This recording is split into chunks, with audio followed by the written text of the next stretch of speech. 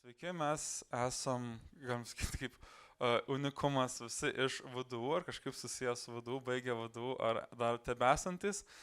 Na ir mūsų diskusija tai yra, kaip būtent universiteto studijos padeda su veiklom, kaip paverčia jas darbu arba kaip jas būtent sukuria karjerą. Tos studijos nebūtinai susijusios būtent su darbu. Na ir turim pašnekovų štai įvairiausių tai. Aš pradžių pristatysiu kaip nors trumpai visus čia esančius ir pats pristatysiu. Tai aš esu baigęs VDU studijas, filologiją ir leidybą. Ir, sunku save kažkaip vienu žodžiu įtarpinti, tai esu tiek gidas, tiek poetas, tiek ir mokytojas. Tai tokios įvairiausios tos veiklos. Šalimais irgi turim įvairiausius spalvotų tai paukščių iš įvairių tai sričių. Turim Justiną Kisieliauską, kuris yra VDU ekonomikos fakulteto prodekanas, taipogi rašytojas, irgi turim tokią savo terpę, bendrai kalbant. Ir, toliau, ką turime, tai Arną Stepanauską, kuris yra League of Legends pasaulio vicečempionas ir Lietuvos čempionas, ir išsiaiškinsim, ką toliau veikia šis e-sporto atletas. Ir taip pat turim Edgarą Abramavičių, kuris yra irgi su VDU susijęs, tai yra dėstytojas, daktaras su e-sporto vadyba. Ir man, kas pasirodė įdomiausia, tai kad ir su Lietuvos futbolo federacija, ar ne, dirbantis, man buvo tas toks labai įdomus, netikėtas posakis. Tai pradžiai tiesiog tokį vieną klausimą užmesiu, kuris dar nelabai siesis su pačia karjera, bet apskritai studijos.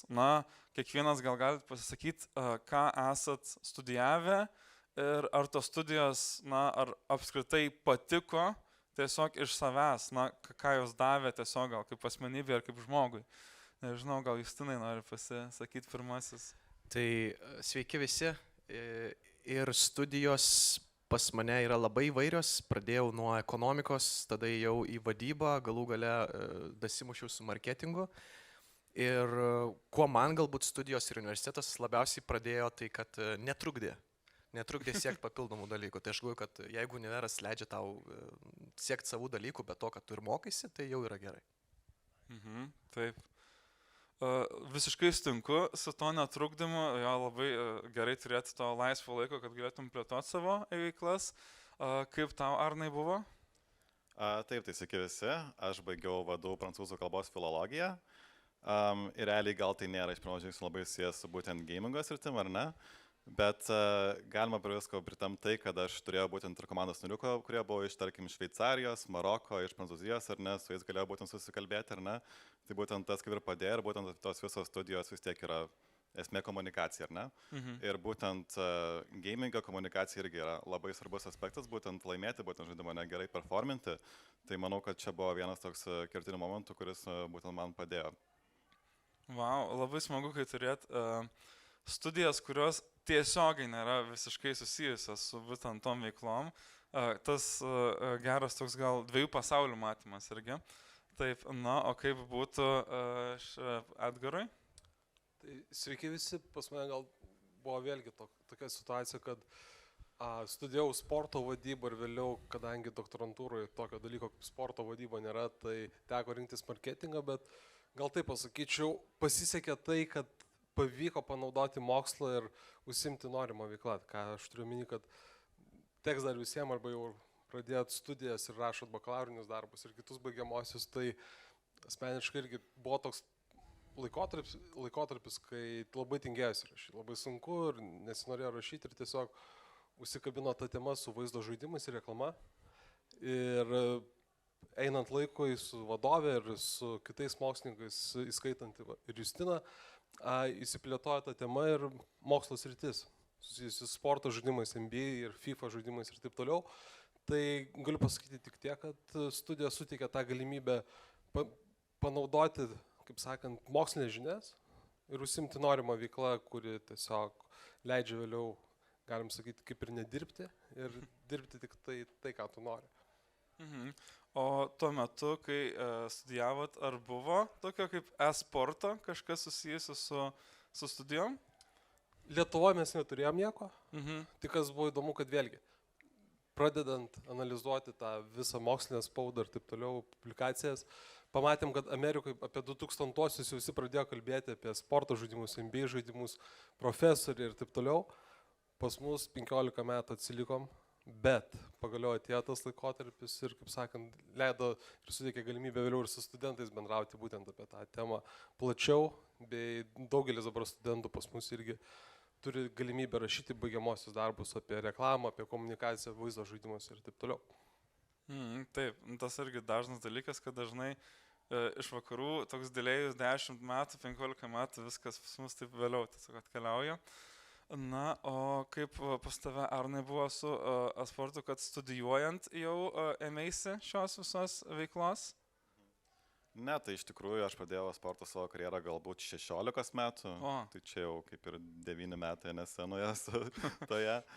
Tai realiai studijuojant irgi buvau komandose, irgi žaidžiau ir labai patiko, kad būtent su vadu galėjau suderinti tą laiką, nes labai visgi liberalus universitetas, ar ne? Ir irgi iš to uždirbau realiai pinigus, kaip ir neturėjau tada darbo tiesiog gamino, ne, tai buvo mano darbas, ne? Tai realiai aš ir prieš universitetą irgi buvau užsienyje, žaidžiau ten, turėjau kaip ir komandą, turėjau kaip ir tokį gaming house, kur mes visi susirinkę tiesiog vienoje erdvėje, ne? Turim savo privatų šefą, privatų menedžerį, viską turim ten vietoje, ar ne? Tai realiai ta kelionė tikrai mano buvo ganėtinai ilgai ir per studijų metus tai tęsiasi. Ir smagu tiesiog, kad davė to laiko, ar ne, tos studijas visiškai, kad, na... Taip pat, kai važiuodavau kokius turnyrus, irgi buvo ganėtinai lengva tai suderinti.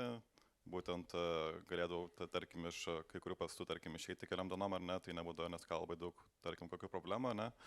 Tai būtent tas, man labai patiko. Nes, na, vadų gal tas principas toksai yra, kad nežinau, kiek teko publikai girdėti. Apskritai, jeigu jūs čia esate mokytojai, sumirksėkit 2 kartus, kad žinotume, kad esat įkaitai, kad čia viskas varkoja, niekas nelaiko. Yra artes liberalės principas, jau bėga žmonės. Ok, tai viskas varkoja. Yra toks artes liberalės principas, kur, na, paskaitos kaip ir nėra privalomos, na, ta prasme, mokslas jisai išlieka ir tu turi galbūt daugiau erdvės, na, tiesiog susiderinti būtent visą tai. Tai kaip ir būna klausimas pačiose paskaitos, ar ne, kadangi turim 2 dėstytojus, kaip būna su tom paskaitom, na, ar tas lankomumas toksai, ar didelis, ar ne? Justinai. Būna ir, nu gal ne, taip gal akivaizdžiai nebūna. Kad pabėga tiesiog. Jo, bet aš tai visada studentams sakau, kad jeigu tu turi kažką geriau veikti, negu kad būti šitoj paskaitoj, tai eik ir daryk, ką nori. Nes būna, kad apeliuoja, va, dar girdėjai, kad tas ir tas ten startuolių kūrėjas nelankė universiteto, ar ne, arba tas ir tas ten įstojo. Tai aš sakau, nu tai jeigu tu būsi kitas Markas Zuckerbergas, tai prašau, durys tenai. Taip. Kita vertus, aš galvoju, kad ir mums dėstytojams yra labai svarbu sukurti tą tokią terpę teisingą jaunam žmogui, nes gyvenam 2023 ir mokyti ir žiūrėti į žmogų iš praeito šimtmečio pažiūrų yra, taip, kaip sakyčiau, neteisinga. Aš dėl to labai dėkoju tokiems žmonėms kaip Arnas, kaip Edgaras, kurie atneša tokią, sakyčiau, naują bendrą kalbą tarp dėstytojo ir studento to paties. Ir ta kalba yra e-sportas ir atsimenu, kuomet mes po Lietuvos studijų mugės važinėjom.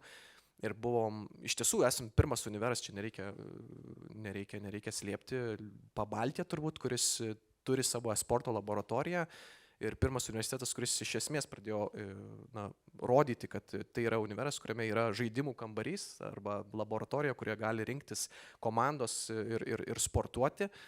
Ir atsimenu, kaip pirmais metais, kuomet įstojom, taip mūsų kiti konkuruojantis universitetai taip pirštų sukiojo prie smilkinių.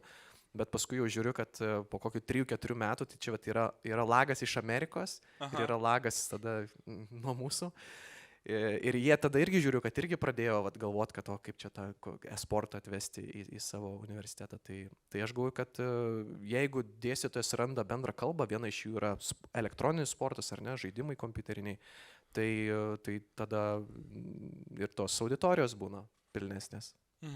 Taip, atrodo tikrai, kad puikios galimybės būti kažkur pirmiems tiesti kelią, galbūt irgi tai būtų Lietuvos perspektyvai. Na ir man įdomu, kalbant apie tam tikrą klišę, kad tarp e-sporto ir sporto galbūt yra irgi tokia, žodis tas pats, tiltas gali būti visai kitoks.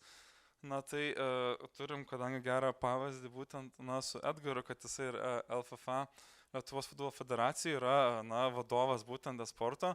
Kaip visa tai prasidėjo, kaip atsirado tokia galimybė, ar tai buvo paties iniciatyva, ar tai buvo jau toks kaip ir planuojamas dalykas?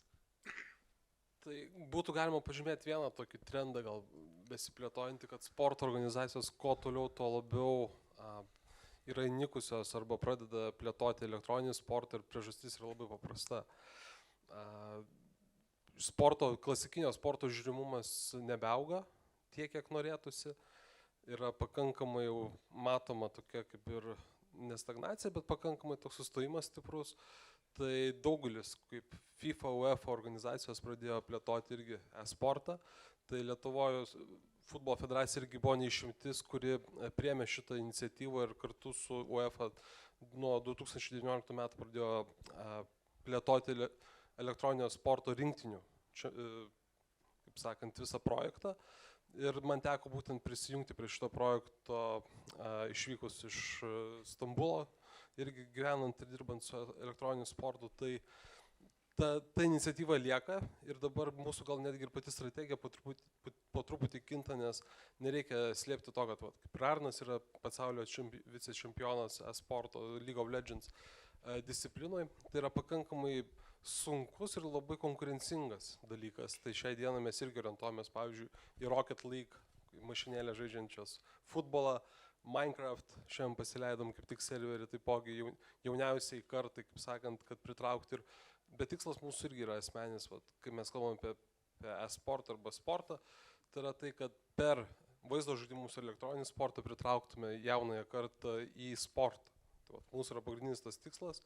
Nes matom tą tikrą tendenciją, kad gali tikrai nukreipti tas susidomėjimas jaunosios kartos į social media ir į kitus kanalus dirgiklius. Tai mes naudojame elektroninį sportą, būtent ką ir Justinas minėjo, sukurti ryšį tarp to, kaip sakant, old school, galim sakyti, kas yra sportas ir tos jaunosios kartos. Ir aš manau, tas, kaip sakant, gapas yra būtent užpildomas šitą sferą. Man asmeniškai irgi buvo, toksai savotiškai naujas atradimas, kad, esu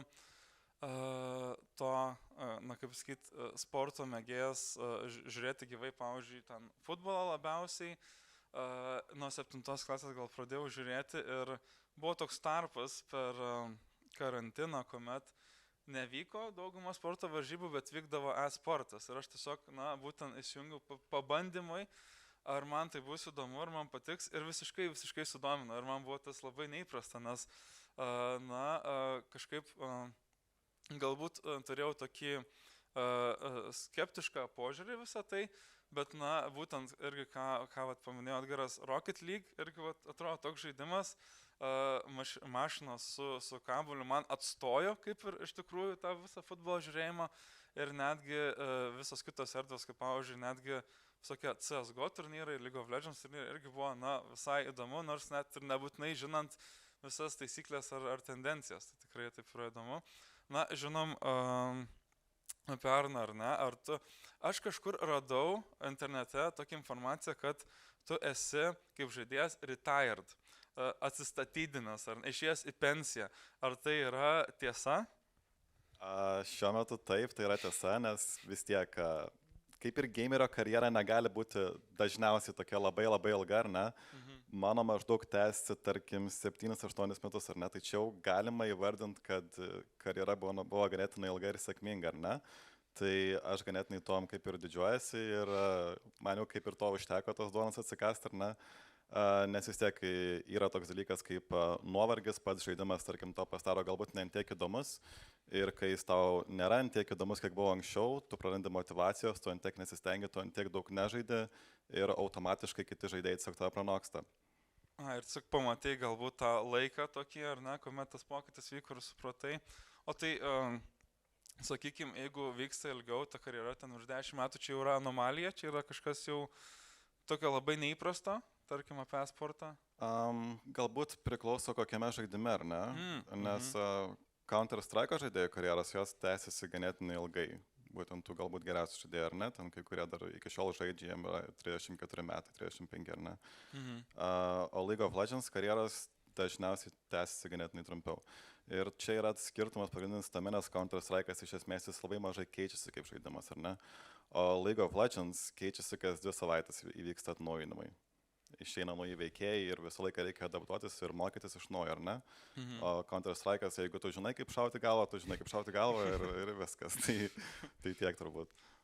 Nėra taip, kad, na, pavyzdžiui, metus laiko, na, būdamas abstinencijai nežaisdamas, tu prarandi žymiai daugiau vienam žaidimui negu kad kitam. Taip, visiškai skirtingai. Na, o šalimais, koks yra santykis irgi su e-sportu, su žaidimais, pavyzdžiui, pas tave Justinai, ką tu žaidė? Gal aš pradėsiu nuo to, kaip aš atradau patį e-sporto reiškinį. Tai aš buvau visiškai vaikas, ten galėjo man būti kokie 7 metai. Tai 7 metai, tai čia yra dar anas tūkstantmetis. Ir mes namuose turėjom tokį mažą, nedidelį, nespalvotą, nežinau, kiek ten gali būti, 30 cm strižainės televizoriuką. Ir backstory visame šitame, man iš pradžių, kai aš sužinojau apie sportą, taip moderniaisiais laikais, man būdavo keista, kaip tu gali nežaisti, o žiūrėti, kaip kiti žaidžia. Ir tada aš prisiminiau, kaip aš pats, žodžiu, mes neturėjom namuose to zilitono, taip vadinamo, to tokio kasetinio kompiuterio, bet turėjo kaimynas. Ir pasirodo, kad tie televizoriukai maži su antenomis gaudydavo kitų žmonių televizorių, ką rodo kitų žmonių televizoriai. Ir aš pasigaudau, kaip kažkuris mano kaimynas daugiaaukščiame name žaidžia Super Mario ir kitus žaidimus. Ir aš žiūrėdavau valandas, kaip jisai kapoja ir labai liūdėdavau, kai nustodavau kapoti. Ir aš prisiminę šitą faktą, tada supratau, kad nevelnio čia nesąmonė stebėti, kaip kiti žaidžia. Aš tą darau prieš tai, kai tai buvo cool. Tai, o pats e-sportas pas mane kaip atsirado, tai kaip ir dažnas vaikas mėgstu žaisti, aš manau, kad visi mes žaidžiam žaidimus, tiesiog keičiasi galbūt žaislai. Ir pas mane, kadangi pats sportavau aktyviai krepšinį, tai be abejo turėjai žaisti ir krepšinį skaitmeninį, nes turėdavai vakarais, kaip pavargę visi palošti. Bet tada perėjo į visokius į World of Warcraft, dabar Hearthstone su kortomis žaidimą žaidžiu. Ir kitas dalykas dar, kad vėlgi, tam, kad tu surastum bendrą kalbą su jaunu žmogumi, neužtenka žinoti pavadinimo. Nežinau, čia aš fleksinau prieš 2 metus, kad šitą Pokemon Go žaidžiu ir su studentais mes ten ieškodom tam tikrų Pokemonų vaikščiodami po miestą. Bet realiai vėlgi tu turi žinot, kaip veikia, kokia yra dinamika, kas keičiasi, vat, kaip Arnas sako, ten atnaujinimai ir tu turi būti relevant. Man labai patinka tas žodis, kuriam lietuviško atitikmens taip ir nerandu. Tu turi būti kartu su jais. Ir per tas įvairias mugės studijų aš metu iššūkį moksleiviams NBA 2K žaidime ir bent kokie 4 metai aš nelabai sulaukiu pasipriešinimo. Tai aš jaučiu, kad tai atsiperka, kad tai duoda dividendų ir tas ant mano kėdės būna taikiklis toksai, kad mesk iššūkį vadų dėstytojui ir nugalėk jį žaidime ir nelabai kas nugali. Tai aš, kaip pasakyti, tam, kad nejaučiau tos gėdos ar ne, aš privalau, kad ir slaptai, kad ir naktimis kartais pažaisti. Wow, toks irgi savotinis treniravimas tam, kad sulaikys prieš tos visus studentus tiesiog, geras. Taip, aš irgi esu girdėjęs gyvenime tą pasakymą, kad kodėl tu žiūri, kaip kažkas žaidžia, o ne pats žaidinės. Tai kardinaliai tikrai kito per metus, tai turiu jaunesnę sesę, 9 metais jaunesnę ir mano prisimenu tėtis ateidavo į kambarį ir sakydavo, kodėl tu žiūri, kaip kažkas žaidžia, ne, per YouTube, vietoj to, kad pati žaistų, nes tas sunkus suvokimas, kad tai lygiai taip pat įdomu būna. Jo, tikrai geras toks palyginimas. Na, einant toliau, kokia yra Edgaro situacija irgi su žaidimais? Mano klasikinis klausimas visada iš studentų, tai ar jau žaidėt, ar jau bandėt ir taip toliau, ir visada turi tą nuvilinčią pasakyti frazę, kad nieko nebežaidžiu, tik dėstu ir taip toliau, bet grįžtant prie tos tematikos aplamai, ką Arnas sakė, ką ir Justinas sakė, kokią matom tendenciją, kad tikrai, Arnas irgi jau taip pasiklausius, pasakė 7-8 metai ir kaip karjera tokia dan, bet vėlgi ta karjera nėra tokia, neduos gal ir Arnas pamelot, pas mus irgi, kas futbole yra tas pats, kad tai nėra krepšiko profesionalo karjera baigusio, kur su, žinot, ir su finansiniais visokiais iššūkiais ir taip toliau. Tai ką mes matom tendenciją, pavyzdžiui, ir iš mokslo pusės, edukacinės pusės, kad mums labai yra svarbu, kad ir tas jaunas žmogus, nežinau, kaip Arnas gal dadės dar, nuo ko pradėti, tarkim, nuo 15, 14 metų, 16, kur kreiptis ir taip toliau, tai mes matom tą nišą, kad dabar reikia būtent ten ir dirbti mums kaip universiteto ir visoms kitoms aukštosioms mokykloms. Kitas dalykas, tikrai matom tendenciją, kad ateityje galėtų būti tai, kad tas virtualus sportas tampa tramplinu į mokslą. Į mokslą iš tos pusės, kad geriausi atletai, žaidėjai, kurie yra pakankamai įdomus, vėlgi žiūrėti tą, ką darydavo Justinas su kaimynu, tai kaip sakant, stebėdavo kaip žaisdavo, tai šiai dienai aukščiausio lygio e-sporto žaidėjus yra tikrai įdomu žiūrėti, kokias taktikas naudoja ir kitus dalykus. Tai tikrai tikimės, kad universitetai skirs stipendijas, kurių dėka galėtų, pavyzdžiui, dabar turėti nemokamą mokslą. Tai yra atveria visai kitas galimybės ir galiausiai tu ir pabaigęs karjerą gamerio kaip tokią, tu turi garantuotą ateitį vienaip ar kitaip turėdamas įsilavinimą. Ir jau kitas dalykas, ar tu liksi e-sporte, ar tu eisi sportą, ar kitas rytis, tai jau nėra tiek svarbu, bet turėsi įsilavinimą ir galėsi sėkmingai tęsti karjerą savo profesinį veikloje. Dabar turim tą tikrai didelį gapą, anglų kalboje kalbant, tokią sritį, kur vėlgi tu pabaigi žaist, pabaigi ir studijas, tas pats kaip žaidėjas. Norėtųsi, kad, pavyzdžiui, turim pasaulio vicečempioną, kad jis toliau tęstų ir, kaip sakant, garsintų Lietuvos vardą vienu ar kitu vaidmeniu, bet nėra to tokio kelio nutiesto, kur yra iš tikrųjų ir mūsų kaip mokslo atstovo pareiga tikriausiai. Tai mes ties to ir dirbam, ypač ir su Justinu, ką minėjo, yra vadų specialią sporto laboratoriją, mes turim ir modulius, kur dėstom vadybą būtent, irgi dažnai turim tą klausimą, tikriausiai visi, kada pažaisim, kada čia koks, ar turit counterio žaidimą kažkokioje laboratorijoje, ten pažaisti ir taip toliau, bet mes orientuojamės labiau, kaip sudominti žiūrovą, kaip organizuoti renginį, kaip pritraukti sponsorių arba rėmėjų ir taip toliau. Tai matom tą didelę nišą, kur apriepia žymiai daugiau specialybių. Ir grįžtam prie esminio klausimo, tai ir nebelieka veiklų ir pačiam pažaisti, kaip sakant, tai visus ten dar kažkaip persimesdavom. Bet iš principo dabar tikrai yra visos pastangos tam, kad turėtume šitą platformą e-sporto kaip tokią ir galėtų tikrai visi norintys siekti karjeros, tiek ar sportinės, tiek ar vadybinės. Jo, kalbant tada, Arnui, ar kažkaip matai tą įsitraukimą toliau į e-sportą su iš kokios nors terpės, ar dabar pas tave jau kitokie tikslai yra?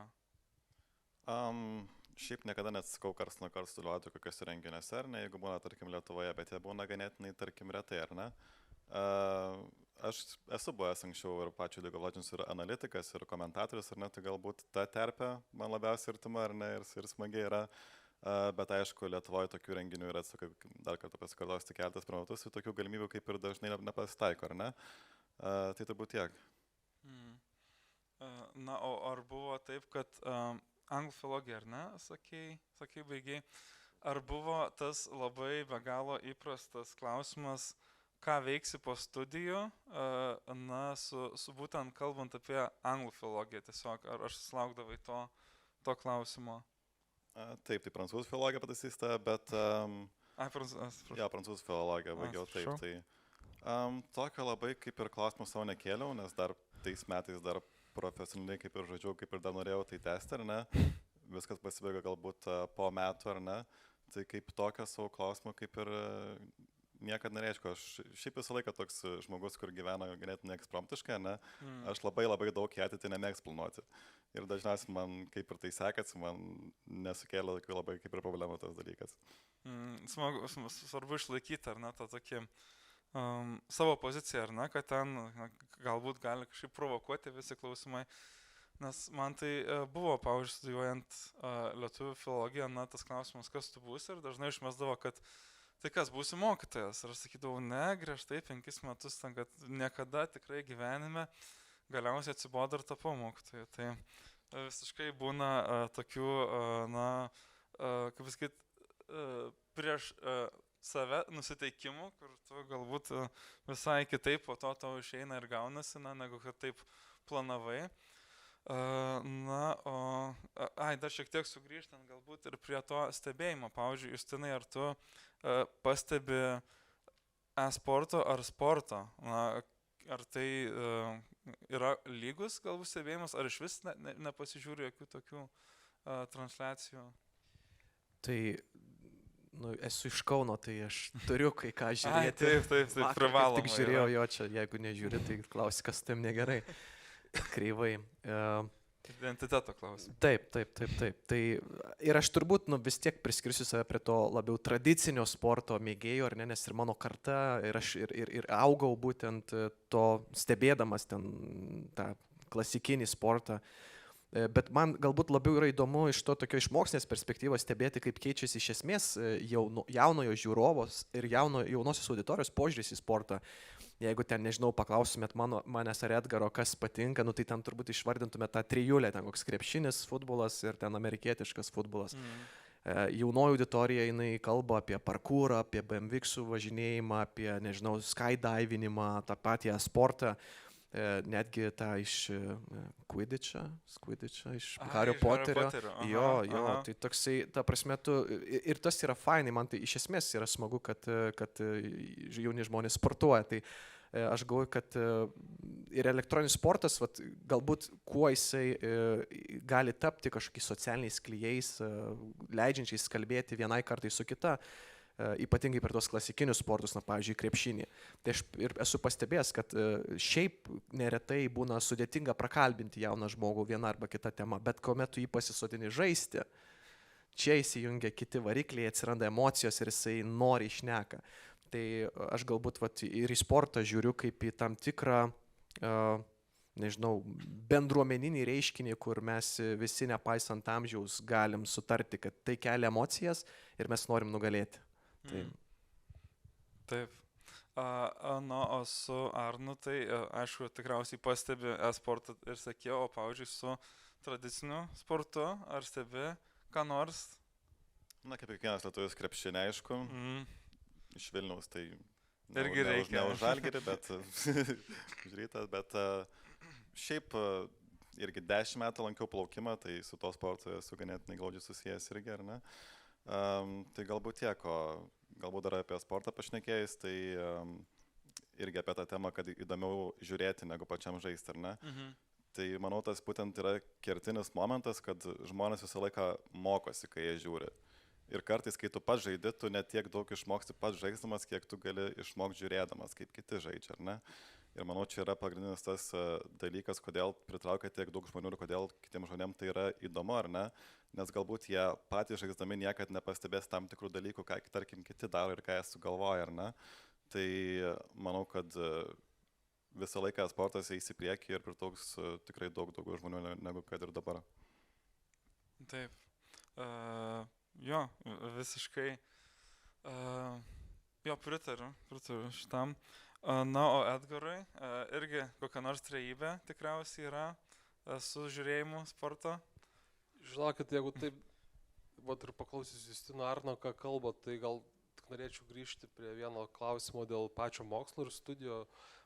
Aš pats buvau mokykloje tas sportininkas, kabutėse, kur galiorkoje sėdėdavo ir visada kvestionuodavo mokytoją, kas iš to, kam to reikia ir taip toliau. Ir aš retai gaudavau atsakymą, tiesą sakant.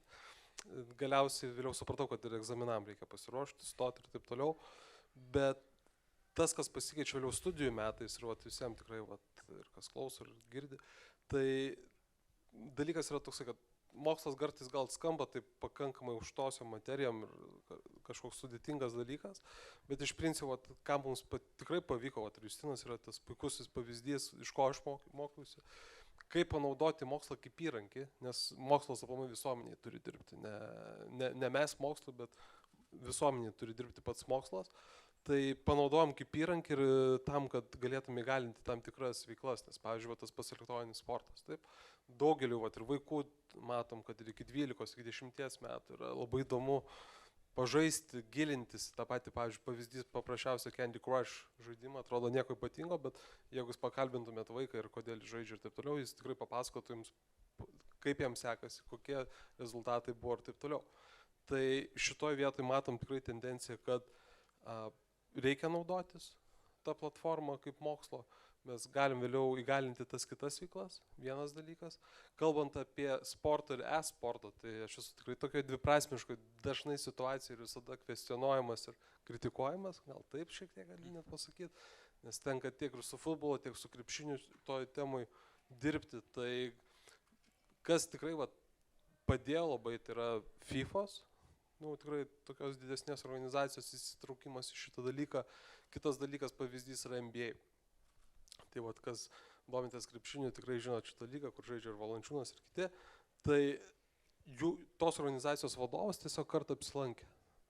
Madison Square Garden pamatė tą ažiotažą, minę ir vėliau, kaip sakant, įkūrė savo lygą NBA, e-sportui dedikuotą, kur žaidžia tik tais e-sporto žaidėjai už Dallas Mavericks, Toronto Raptors komandas ir taip toliau.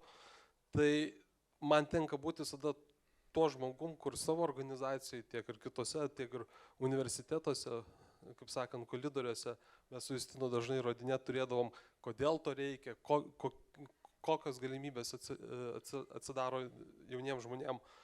Tai tikrai norėčiau tik tą pabrėžti, kad nebijot reikia ir kritikuojamų būti, bet to pačiu aš manau, kad reikėtų ir kritikuoti, ir klausti, užduoti klausimus žmonėms, mokytojams, tiem patiems dėstytojams, kartais kam to reikia, nes tas padeda vėliau, kaip sakant, ir patiems dėstytojams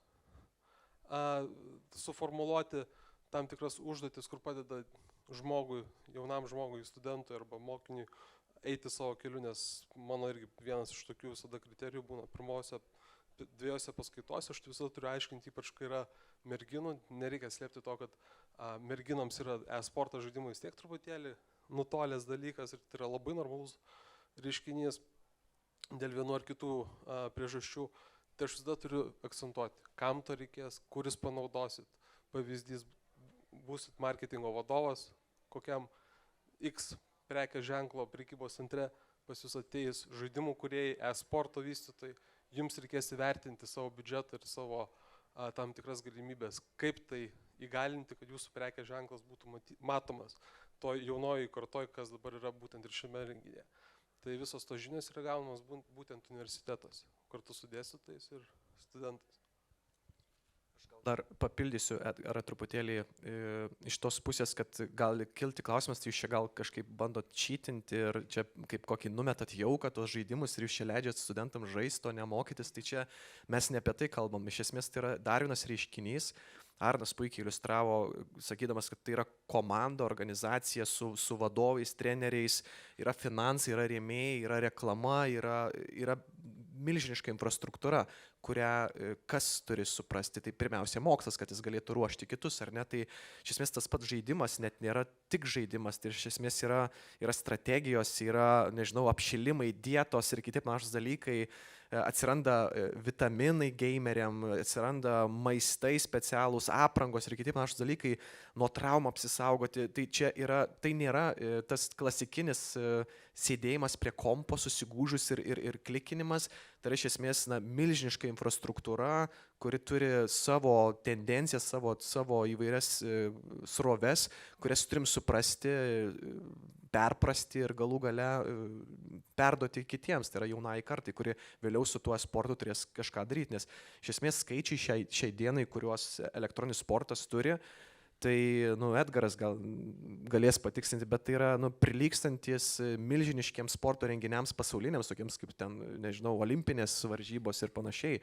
O kur yra žiūrovų akis, ten be abejo yra ir suinteresuotumas verslo.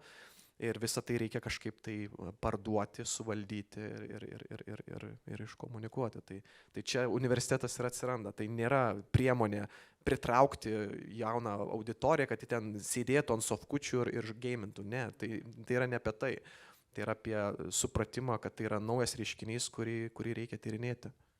Ir gal tik dar vienas toks papildymas, kad įrodymas, kodėl Lietuvoje mes šitą dalyką irgi plėtojam ir taip toliau. Tai turėjom ir pavasarį renginį pakankamai didelį Lietuvoje, kur FIFA atstovai ir FIBA atstovai, tai yra futbolo didžiausios organizacijos, kaip sakant, kuri kuruoja visą pasaulio futbolą, tiek ir krepšinį FIBA. Ne? Tai mes turėjom iš abiejų organizacijų vadovus, kurie būtent kuruoja sportą. Tai abu atvyko Lietuvą pasakoti apie šitą dalyką. Tai yra pripažinimas ir ateityje mes galim tikėtis ir kitų tarptautinių renginių.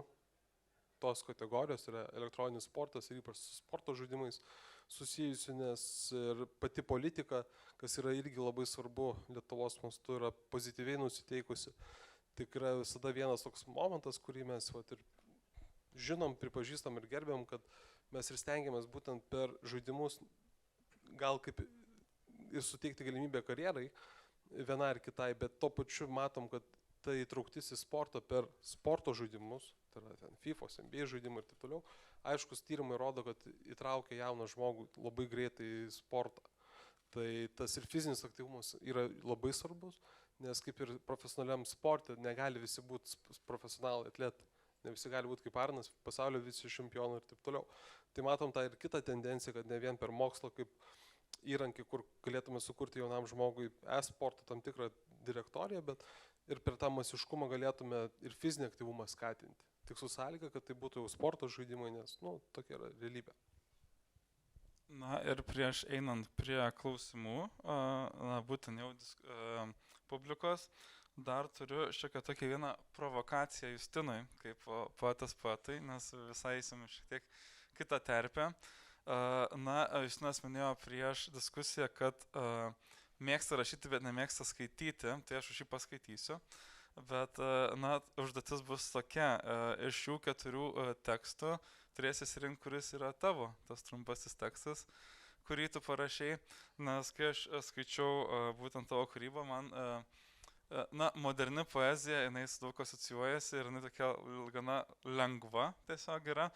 Ir, prisimenu tokias visas motyvacinės, būtent quotes, visas sentencijas, šiek tiek priminė. Tai gerai, 4 trumpi tekstai, užduotis, kuris yra tavo.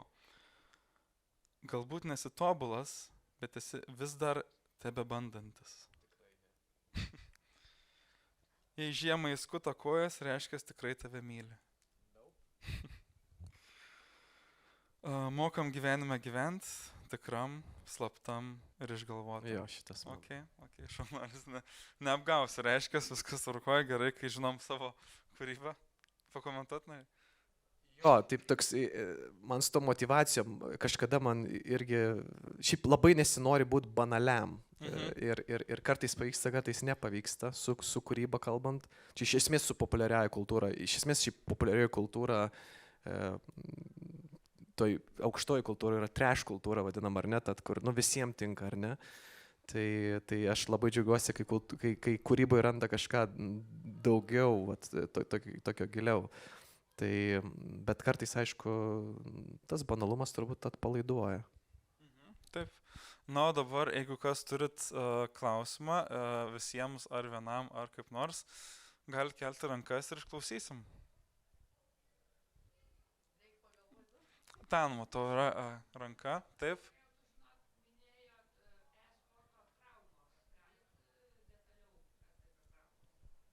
Aš net norėjau Arnui šitą klausimą taip nuo jo varo perleisti. Jo, ar tekia matyti, nes tikrai ir patempimai, ir riešos skausmai tekia yra girdėti. Pagrindinis tunelio riešos sindromas. skausmai. Aš žinau, kaip panašiai vadinamas carpal tunnel ar ne tas sindromas, bet aš nežinau, lietuviškai būtent įvardinti. Jūs irgi tikriausiai nežinot ar ne. Tai irgi gameriai naudoja tokius kaip ir raiščius ant rankos, kur biškį tą riešą palaiko, stabilizuoja jį. Ir tiek aš tokių kitų pagrindinių traumų tai nesu girdėjęs. Pagrindė tik vieną šitą. Iš esmės, kiek yra tekę girdėti, tai yra ir nugaros, ir kaklo, ir riešo, ir alkūnės patempimai vairūs. Nes vis tiek judesiai, šventimas pergalės irgi turbūt kartais būna toks nevaldomas.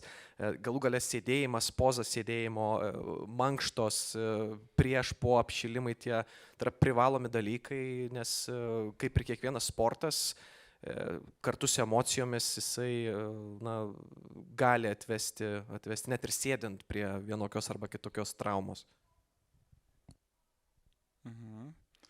Ar dar turim klausimų? Gerai, super.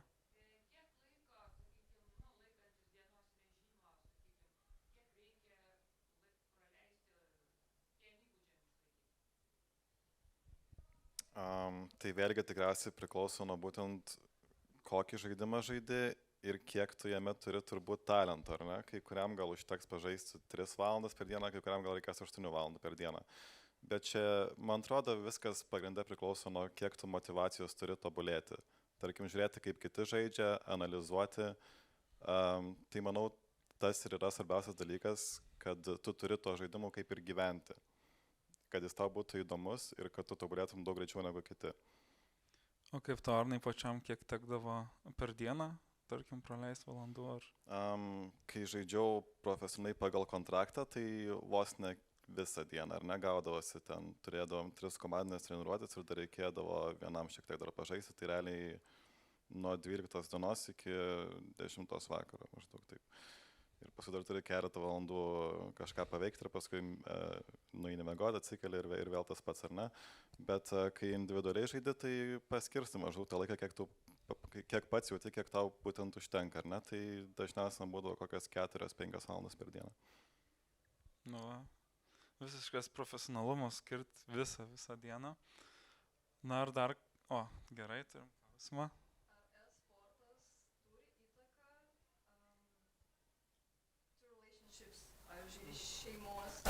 Santykiams, su šeima, ar ne? Čia gal Arnas geriau atsakys, nes profesionaliai sportavo, bet aš iš esmės, kalbant apie elektroninį sportą, mane labai myli maži vaikai. Ir šiaip jauni žmonės. Ir aš kai bandžiau tyrinėti, ką aš jiems pasiūlau tokio, ko nepasiūlo kiti saugusieji, tai supratau, kad žaidimai, ypatingai elektroninis sportas, ir yra vienas tų dalykų, dėl ko dėdės Justino laukia atvažiuojančio. Tai manojo atveju su jaunaja karta, ypatingai su giminaičiais jaunesniais, tai yra puikus tie socialiniai klijai, kurie stiprina. Nežinau, kaip su antraja pusė ar su tėvais, tai čia Arnas galbūt daugiau gali tame pasidalinti. Tai kaip man buvo su tėvais, realiai, kai pradėjau tą visą karjerą, 16-17 metų maždaug, buvo gal labiau sunku paaiškinti mamai, kaip viskas vyksta ir kodėl aš turiu važiuoti į užsienį gyventi visai vasarai, būdamas 18 metų, tiesiog baigęs mokyklą. Bet tėtis galbūt labiau tai suprato, nes jis ir anksčiau žaidė Counter Strike'ą būtent, kai aš dar vaikas buvau, tai su tėčiu buvo neužsukrė, bet čia irgi reikia labai daug įdėti laiko būtent kalbėjimui ir aiškinimui, parodyti, kaip tas žaidimas veikia, parodyti tas didelės scenas, kur žmonės žaidžia, ant kiek tai visiems yra svarbu, ant kiek tai įdomu ir ant kiek turi tą didelį ažiotažą, būtent tas pažaidimas, ar ne. O su antra pusė tai kaip ir irgi problemų kaip ir nėra. Vis tiek kartu tiesiog surandi kažkokią žaidimą, vis tiek kiekvienam žmogui turi patikti kažką žaisti. Bent mano tokia yra nuomonė, kad visą laiką, jeigu kitam žmogui, tarkim, tu patinki, jam bus įdomu, ką tu veiki ar ne, jam bus įdomu, ką tu žaidai ir su tavim norės, tarkim, irgi pažaisti, pabandyti tą žaidimą, tarkim. Tai tokių didelių problemų nei iš tėvų pusės, nei iš antros pusės neturėjau. Na ir tikriausiai paskutiniam klausimui turim laiko, jeigu dar kam kyla. Nelabai. Ar jau tu žaidi? Geras ar neprovokuojantis klausimas. Taip, yra tikriausiai terpė, kuri man irgi patinka, tai kaip tu minėjai Hearthstone, tai man irgi labai visada patikdavo su kortom su tie žaidimai. tai žiūrint iš tos pusės iš knygų ir serialų, kilo susidomėjimas Witcherio serijom ir tada natūraliai nuo Witcherio ir iki Witcher kartų žaidimo iki Gwent. Deja, nežinau, kiek teko girdėti, bet man šitas labai patiko, gaila, kad tai yra dabar, išgyvenantis sunku tarpo žaidimas, nes jo kaip ir, bent jau developmentas baigėsi, bet jo, man patinka visi tie tokie žaidimai.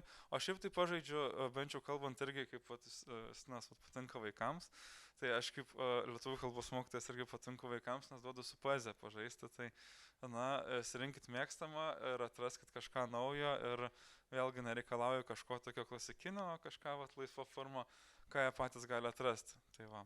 Ir manau, kad tai visai geras toks užbaigimas yra su linksmumu ir šios diskusijos. Tai dėkui, kad visi čia buvot klausėtės ir domitės bei uždavėt klausimų. Ir ačiū Jums visiems. Ačiū. Ačiū.